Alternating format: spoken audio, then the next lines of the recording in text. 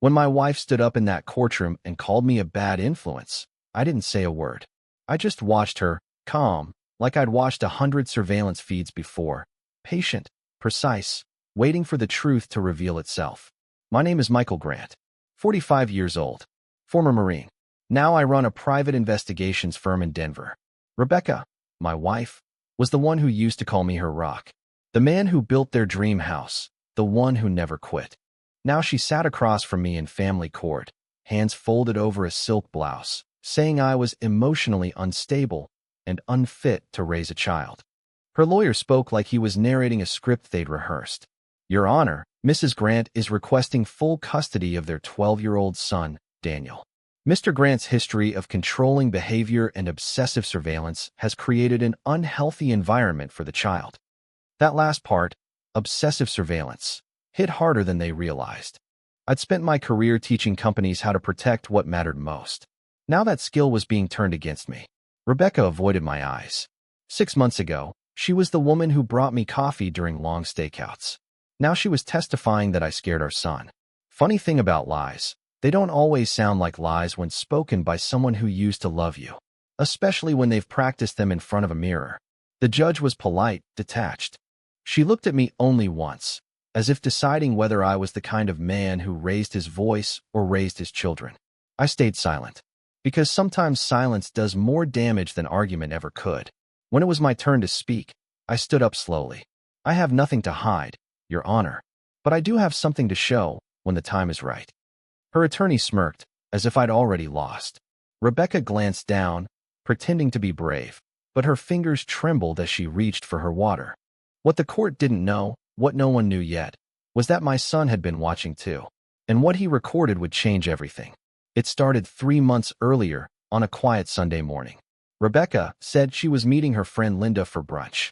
She left the house in a blue dress she hadn't worn in years, sprayed perfume I'd bought her on our anniversary, and said she'd be back by noon. She came home after 4, smelling like someone else's cologne. Daniel noticed it first. Kids always do. He asked why Mom's necklace, the one I gave her for our 10th anniversary, wasn't around her neck anymore. She said she'd misplaced it. I knew better. In my line of work, people rarely misplace what they plan to give away. Over the next few weeks, little things changed. Rebecca's phone never left her hand. She laughed at texts she wouldn't show me. She started sleeping with her screen face down, whispering in the hallway when she thought I was asleep. I'd seen it all before, in clients, in co-workers, even in friends. Betrayal has a rhythm. You recognize it after enough years. But what made this different wasn't the affair.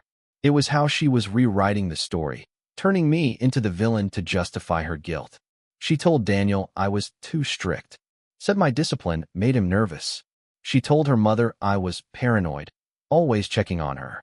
And then she told her lawyer I was emotionally unstable. It was a script written to erase a decade of loyalty. I didn't fight back. I watched. Because the truth doesn't need to shout. It just needs time to record itself.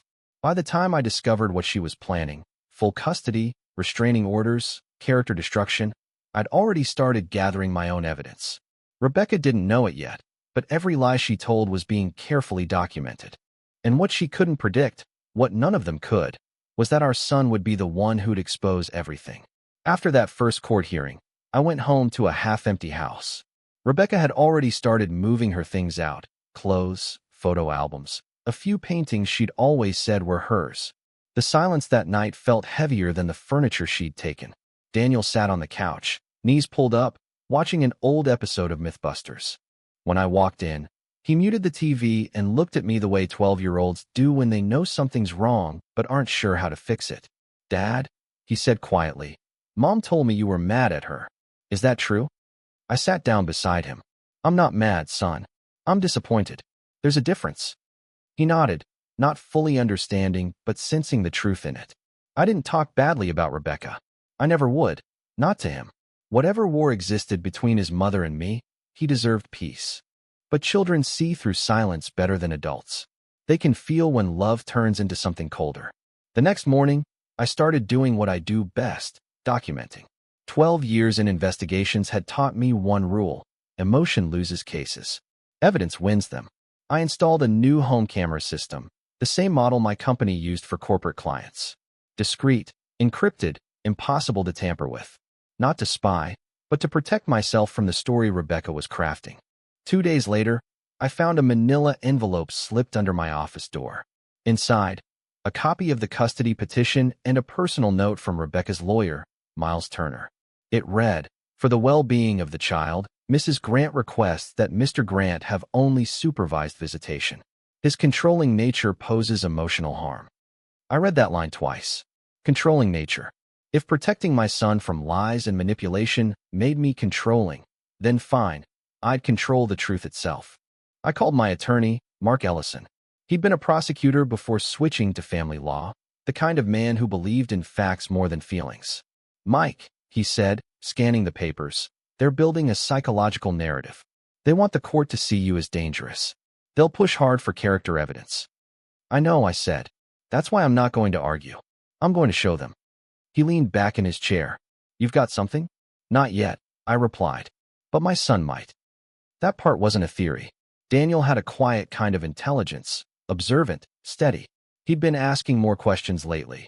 Why Mom was out so much, why her phone buzzed all night, why she was suddenly afraid of me checking her messages. I told him not to worry, but I could see the confusion in his eyes. Then, one Saturday morning, he came into my office holding his tablet. "Dad," he whispered, "if someone says something mean about you, but it's not true, should you tell?" "Only if you know the truth," I said. He nodded and hesitated. "Even if it's Mom?" That was the moment everything changed. He placed his tablet on my desk and hit play. The video showed Rebecca sitting on the couch in her mother's living room, talking on speakerphone with someone, Miles Turner, her lawyer. Her tone was sharp, confident. "Once we get full custody, I can get the house appraised and move the assets before he reacts. My mother's already talked to a judge who will support the request." The lawyer's voice crackled through the audio. "And you're sure your son will say what we need?" Rebecca laughed, a short, nervous sound. "Daniel will say whatever I tell him. He trusts me." I paused the video, my pulse steady. Daniel looked scared. "I didn't mean to record it," he said. "I was watching TV at Grandma's, and her phone connected to the Bluetooth speaker. I just hit record." I reached out, placed my hand on his shoulder. "You did nothing wrong, son. You just listened." That short clip, 47 seconds long, was the first thread in the unraveling fabric of Rebecca's case. It wasn't the kind of explosive evidence Hollywood makes movies about. But in court, sometimes one small truth is louder than 1,000 lies. I copied the video, stored backups on encrypted drives, and sent a version to my attorney with a single line attached. "Hold for court presentation. Timing is everything." The war had shifted. Rebecca thought she was fighting for custody. What she didn't know was that she'd just handed me proof of manipulation. And in family court, manipulation is the one word that changes everything. The next few weeks felt like walking through fog, quiet on the surface, but dangerous underneath. Rebecca's lawyer began flooding the court with filings, claims of emotional neglect, affidavits from her friends, even a written statement from her mother, a retired school counselor, describing me as an authoritarian presence in Daniel's life. It was well-organized character warfare. I recognized the pattern, build a story, repeat it until people forget it's fiction. Mark, my attorney, stayed calm. "They're pushing a narrative," he said, spreading the documents across his desk. "But narratives can't survive against facts. We just need to show the judge what's real." I nodded. "The video stays quiet for now. We'll let them overplay their hand first." Every soldier knows timing wins battles. And I was done reacting. From now on, I'd move like I did overseas, gather intelligence, observe patterns, strike once when it mattered. Rebecca started controlling Daniel's schedule. She'd pick him up early from school for therapy appointments, claim he was too tired to visit me, then text late at night saying, "He's not ready to talk to you yet." Every time I replied calmly, "Let me know when he's ready." That restraint wasn't for her. It was for the judge who would later read every message. Meanwhile, I began building my record, school attendance logs, teacher notes, even Daniel's baseball coach who quietly told me, "He misses you, Mike. He says he's not supposed to tell anyone." I asked him to write that down. Coaches make credible witnesses. Then came the home evaluation, the part where a court-appointed specialist visits each parent's home to assess stability. Rebecca made sure hers looked like a magazine cover, new curtains, framed photos, candles burning in every corner. Mine was simpler. Toys in the living room, Daniel's drawings taped to the fridge, the smell of coffee and home-cooked meals. When the evaluator arrived, I didn't act. I just lived. I brewed coffee, played soft jazz, and showed Daniel's room exactly as he'd left it. Half-assembled Lego sets, open notebooks, a baseball glove on the shelf. The evaluator smiled at the end. It's clear he feels safe here. I didn't answer. Safety speaks for itself. But Rebecca wasn't finished. That evening, she called me, first time in weeks. Her voice was calm, almost friendly. Mike, I don't want to fight. Let's just make this easy for everyone. By easy, you mean giving up my son? Long pause. You can still see him sometimes. But full custody, it's just better for him. Better for him, I repeated. Or better for your story? The silence that followed said more than words could.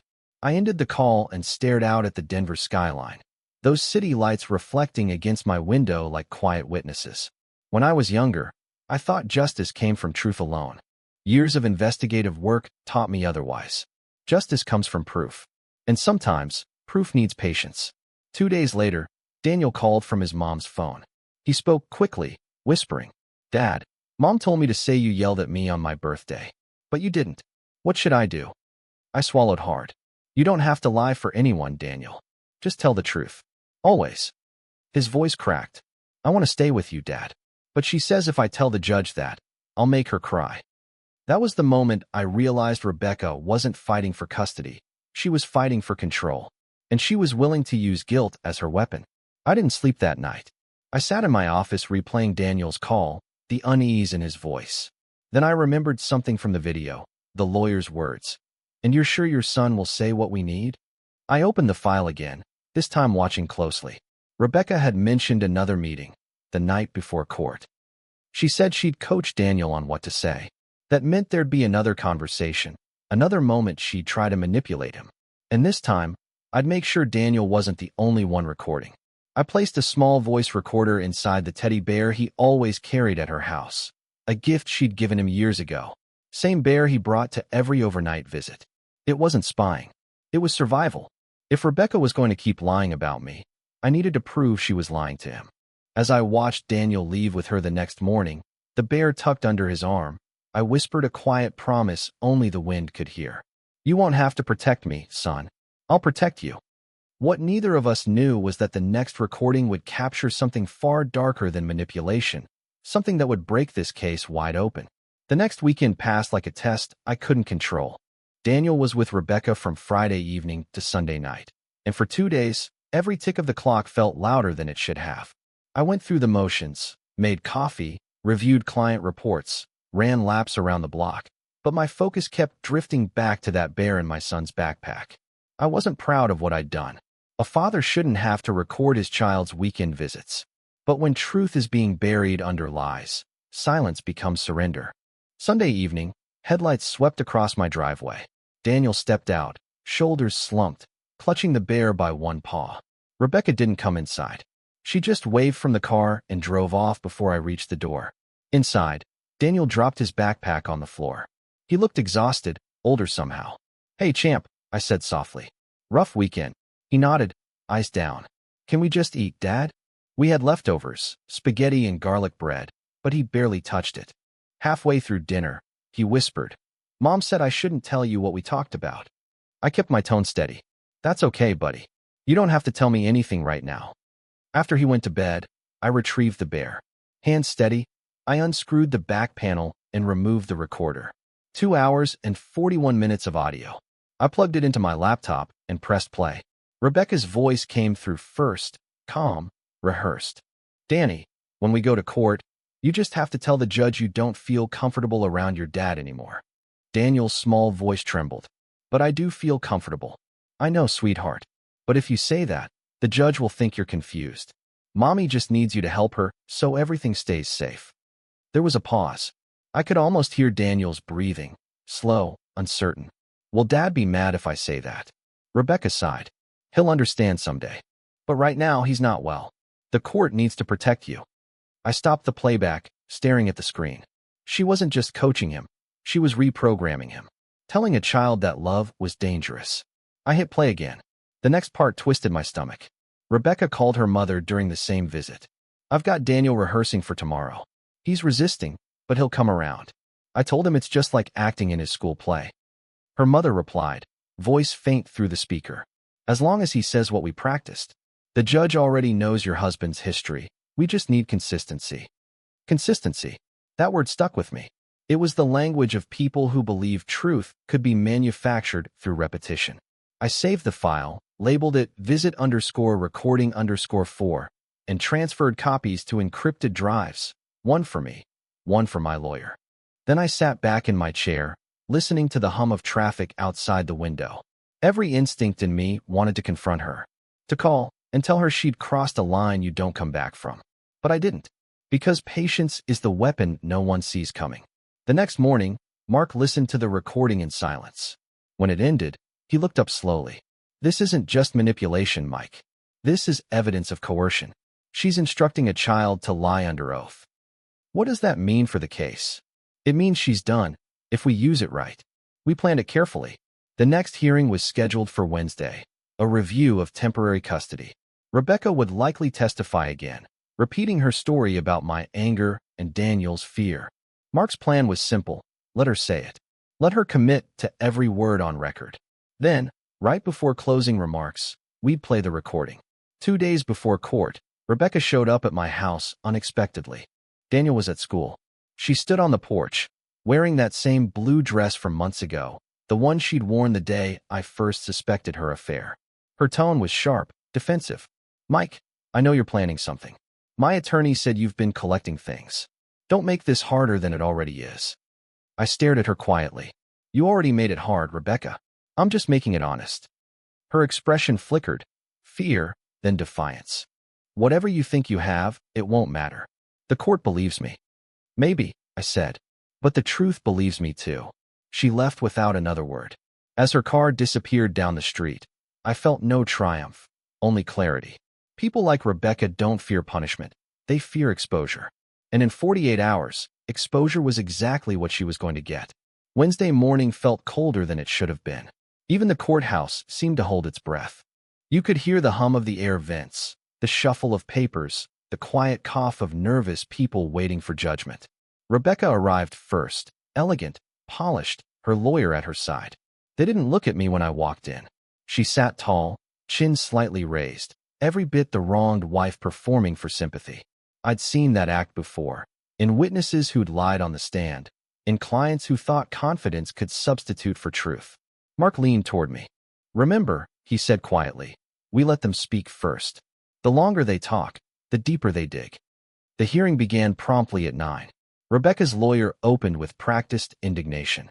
Your Honor, Mrs. Grant continues to fear for her son's emotional well-being.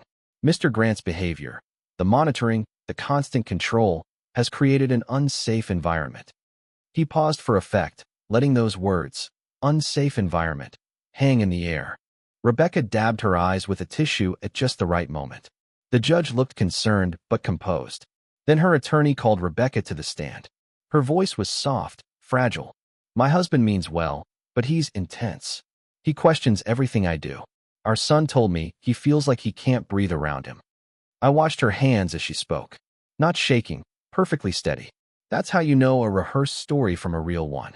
When it was Mark's turn to cross-examine, he didn't raise his voice. He simply stepped closer and asked, Mrs. Grant, do you love your son? She blinked, surprised. Of course I do. And would you ever ask him to lie? Her lawyer objected immediately. Speculative. Sustained. The judge said, but the question lingered in the air like smoke. Mark smiled politely. No further questions at this time. We waited. The next witness was Rebecca's mother, polished, dignified, ready to reinforce the story. She described me as militant, said I imposed rules without empathy. When Mark asked for examples, she gave vague phrases, strict routines, intense tone. Nothing concrete. It was theater. Well-rehearsed, shallow, predictable. When they finished, Mark stood. Your Honor, we'd like to submit a brief audio file for the court's consideration. It's relevant to the witness's credibility and directly concerns the welfare of the child. Rebecca's lawyer frowned. Objection. We weren't notified of any such evidence. Correct, Mark replied. because it was only recently obtained from a lawful recording made during Mrs. Grant's custodial period. The judge leaned forward. Proceed. Mark connected a small speaker to his laptop, adjusted the volume, and pressed play. Rebecca's voice filled the courtroom, calm, deliberate. Danny, when we go to court, you just have to tell the judge you don't feel comfortable around your dad anymore. Then Daniel's small voice. But I do feel comfortable. And Rebecca again. I know, sweetheart. But if you say that, the judge will think you're confused. Mommy just needs you to help her so everything stays safe. The room went dead silent. Rebecca's lawyer froze. The judge's expression hardened. Mark stopped the recording and said, evenly, "That, Your Honor, is Mrs. Grant coaching her son to commit perjury." Rebecca's hands began to shake. Her lawyer whispered something to her, but she didn't respond. Her face drained of color as Mark continued. "We have verified the date and time of this recording, as well as supporting metadata. The audio was captured during a lawful visitation period using a device belonging to the child." The judge looked directly at Rebecca. "Mrs. Grant," she said, voice calm but cold. "Is this your voice?" Rebecca hesitated. I don't recall. Is this your voice, yes or no?" Tears welled up, but no words came out. Mark placed a folder on the table. "We also have a second recording, Your Honor, a conversation between Mrs. Grant and her mother, confirming their intent to rehearse the child's testimony." Rebecca's lawyer finally spoke, his voice cracking slightly. "Your Honor, we request a recess." "Denied," the judge said. "The child's welfare takes precedence." Rebecca stared at me for the first time in months, not with anger, but with something closer to panic. She knew exactly what this meant. Her story had just collapsed under its own weight. When the judge finally spoke, her words carried the gravity of a gavel even before it fell. "This court takes manipulation of a minor very seriously. Temporary custody will be immediately transferred to Mr. Grant pending further investigation." I didn't move. I didn't smile. Justice isn't about celebration, it's about clarity. And clarity had finally arrived. Rebecca sat frozen, her lawyer whispering frantic instructions that no longer mattered. For the first time, she looked small, not the polished woman in control, but a person cornered by her own deceit. The judge turned to me. "Mr. Grant, your restraint in this matter has been noted. Please ensure your son receives appropriate support through this transition." "Yes, Your Honor." As we left the courtroom, reporters and onlookers whispered, but I didn't hear them. I was thinking only of Daniel, of how I'd tell him he wouldn't have to choose anymore. But deep down, I knew Rebecca wasn't done. People who manipulate for control don't surrender easily. They retreat, regroup, and strike again, this time with desperation. And that's exactly what she did next. Winning in court doesn't feel like victory. It feels like silence, heavy, cautious silence. That night, Daniel slept in his own bed for the first time in weeks. He kept the light on, the way he used to when storms came through the mountains. I sat in the hallway, listening to his breathing even out. No thunder this time, just peace. Mark called the next morning. Rebecca's lawyer filed an emergency appeal. Claims the recordings were illegally obtained. I stared out the window at the quiet neighborhood. Of course he did. "Don't worry," he said. "Metadata confirms it was your son's device. No expectation of privacy. It'll hold." But I knew Rebecca. She wasn't fighting for legality. She was fighting for control. By evening, she'd started a new campaign. Texts came through in bursts. "You poisoned him against me. You've turned Daniel into your little spy. You think you won? You destroyed our family." I didn't answer. Every message was evidence. Every word another brick in the wall she was building around her guilt. 2 days later, she showed up at Daniel's school unannounced. The principal called me at work. "Mr. Grant, your wife attempted to remove Daniel from class. We followed court orders and refused." She became emotional. "How bad?" I asked. "She's in the parking lot now, crying. Police are here." When I arrived, her car was still there, driver's door open, hazard lights blinking. She sat behind the wheel, face streaked with mascara. Daniel watched from the school window, frightened. I walked up slowly, hands visible. "Rebecca, you need to leave." Her eyes were wild, her voice shaking. "He's my son too, Mike. You can't just take him from me." "I didn't take him," I said quietly. "You pushed him away." She laughed, short, bitter. "You always think you're the hero. But you're just a man who can't stand losing control. No, I said. I'm a man who finally stopped pretending. She slammed the car door and sped off. The police followed her out of the lot. That evening, Mark called again. She's unraveling, he said. We just got notice she contacted the judge's clerk directly, tried to submit new testimony from Daniel. That's a violation of court protocol. I sighed. She's panicking. Exactly. Which means she's about to do something worse. And she did. Friday afternoon, I received an email from an anonymous address. Want to see what your son really thinks of you? Attached was a short video. Daniel sitting at his mother's kitchen table, clearly nervous, reading from a handwritten page. Dad yells a lot. He scares me sometimes. I don't want to live with him. I recognized the forced cadence immediately, the coached tone, the pauses between words. It wasn't Daniel speaking. It was Rebecca's script through his trembling lips. The metadata confirmed the video had been recorded the previous night. She was trying to fabricate evidence again. But what she didn't realize was that Daniel's tablet, the same one she used for the recording, automatically backed up all files to my secure cloud storage, including the uncut version. In that full recording, after reading the scripted lines, Daniel looked straight into the camera and whispered, "Mom told me to say that. I don't want to." Then Rebecca's voice off screen, "Keep going. Don't make this harder." That was it. That was the nail in the coffin. I called Mark immediately. "We're filing for contempt and psychological endangerment," he said. "This isn't just parental manipulation anymore. It's emotional abuse." I forwarded him the files, every second documented and timestamped. That night, Daniel sat beside me on the couch, playing with his baseball glove.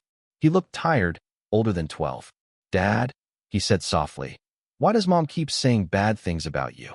I thought for a long moment. Sometimes, when people do wrong things, they need to believe it's someone else's fault. It's easier than facing what they've done. He nodded, thoughtful. "I just want it to stop." "It will," I said. "Soon." But even then, part of me knew it wouldn't stop quietly.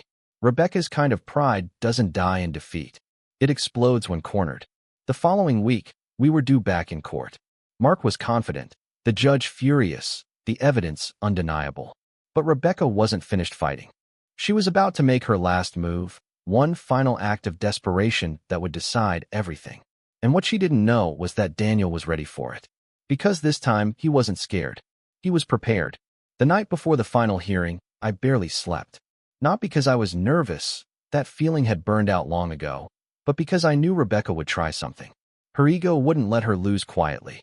Mark called just after dawn. "She's filing an emergency motion this morning," he said. "Claims you've been influencing Daniel's statements with recording equipment." I almost laughed. "She's accusing me of the same thing she did?" "Exactly. She's hoping to muddy the waters before the judge reviews the full video." "Then we let her," I said. "Let her lie one more time." The courthouse felt different that day, heavier, like the air before a storm. Rebecca sat across from me, her posture perfect, her eyes dark and cold. Her lawyer was whispering frantically, flipping through papers. They didn't know that by the end of the morning, all of it, every desperate lie, would burn to ash. The hearing started with Rebecca's attorney standing tall, performing outrage. "Your Honor, this is a tragic case of manipulation. Mr. Grant's background in surveillance has clearly affected his parenting. The child has been pressured, recorded, and frightened." The judge didn't respond. She just looked at him, then at Rebecca, waiting. "Mrs. Grant," the judge said, "do you wish to make a statement?" Rebecca stood, voice trembling just enough to sound human. "I love my son, Your Honor. But Michael has used technology to turn him against me. I just want my child safe."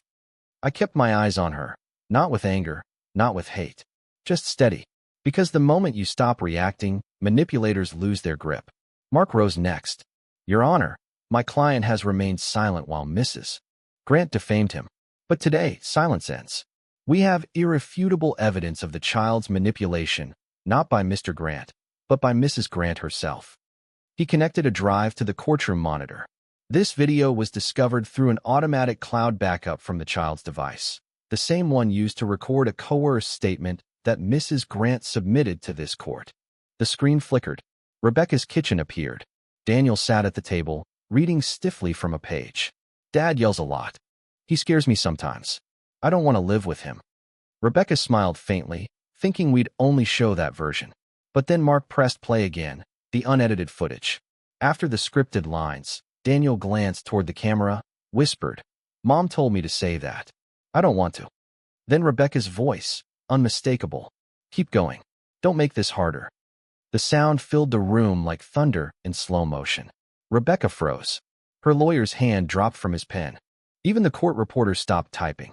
Mark didn't say a word when the video ended. He didn't need to. The truth had spoken in a child's trembling voice, quiet, uncoached, undeniable. The judge took off her glasses. Her voice was low, controlled. "Mrs. Grant, is this your voice?" Rebecca's lips parted, but no words came. The silence stretched until it became unbearable. The judge continued. "This court finds clear evidence of emotional manipulation and attempted perjury. Your custody petition is hereby dismissed with prejudice. Temporary custody for Mr. Grant becomes permanent, effective immediately." Rebecca finally spoke, her voice cracking. "You can't do this. He's my son." The judge's eyes softened, but her tone remained steady. "Mrs. Grant, he's your son, yes. But parenting is not ownership. It's trust. And you broke it." Rebecca began to cry, the kind of crying that comes when there's no more performance left to give. I didn't move. I just watched the truth finish its quiet work. Mark leaned over to me. "That's the blow, Mike. You don't need another one." He was right. As the gavel came down, Rebecca buried her face in her hands. Her lawyer stared at the table, knowing the case, and his reputation, was finished. Daniel wasn't in the courtroom that day. He was at school, playing baseball during recess, free from the weight of adult lies. That was how I wanted it. He didn't need to know that his honesty had just saved him. But the story wasn't over. Rebecca's pride wouldn't let her fade quietly into consequence. And before the day ended, she made one last, desperate plea, not in court, but to me. She showed up at my office that evening, makeup streaked, voice shaking. "Mike, please," she said, standing in the doorway. "Don't take him away from me." I looked at her, really looked at her. The woman I'd once loved, now hollowed out by her own deceit. "I didn't take him," I said quietly. "You handed him over when you taught him to lie." For a long time, she didn't speak. Then, barely a whisper, "Will he ever forgive me?" "That's between you and him," I said. "But forgiveness doesn't erase truth." She left without another word. That was the last time I saw her. The weeks after the final hearing felt like stepping out of a storm and realizing how long you've been standing in the rain. Silence filled the house again, but this time it wasn't heavy. It was clean. Daniel laughed more. He slept without leaving the light on. He stopped asking when Mom was coming back. Children don't need explanations. They feel truth like temperature. When the lies disappeared, warmth returned on its own. I didn't gloat. There's no satisfaction in proving someone unfit to raise their own child. Justice, when done right, feels less like victory and more like peace. Rebecca moved out of state soon after. Her lawyer withdrew quietly, citing client non-cooperation. Her mother resigned from the community board she chaired. The perfect image they'd all built, the polished family facade, had cracked wide open. A month later, Rebecca sent Daniel a letter. It wasn't dramatic. Just a few lines written in her elegant script. "I made mistakes. I thought I was protecting you. I was wrong. Please remember that I love you." He read it twice, then handed it to me without a word. "Do I have to write back?" he asked. "No," I said. "You don't owe anyone anything. Not yet." He nodded and went back to building his model airplane. In the quiet that followed, I looked at the letter again. There was no anger left in me. Only the quiet understanding that comes after a long fight, when you realize the war was never about winning, but about surviving with your soul intact. Work picked up again. Word spread in Denver about how I'd handled my own case, quietly, methodically, without breaking down. Clients started calling more. Corporations, law firms, even local agencies wanted help with their internal investigations. Funny thing about truth, once you live by it, people start trusting you to find it for them. On weekends, Daniel and I built routines. Saturday morning pancakes. Sunday hikes in the foothills. We talked about small things, baseball, school projects, his dream of building airplanes someday. The big things didn't need words anymore. One evening, as the sun slipped behind the mountains, Daniel said something that caught me off guard. "Dad, when you were quiet in court, were you scared?" I smiled. "No, son. I was focused." He thought about that. Mom said quiet people are the most dangerous. Not dangerous, I said. Just patient. Patience lets the truth show itself. He nodded like he understood, maybe not fully, but enough to carry it forward. Sometimes I still think about Rebecca. Not the way she was in court, but the woman I met years ago.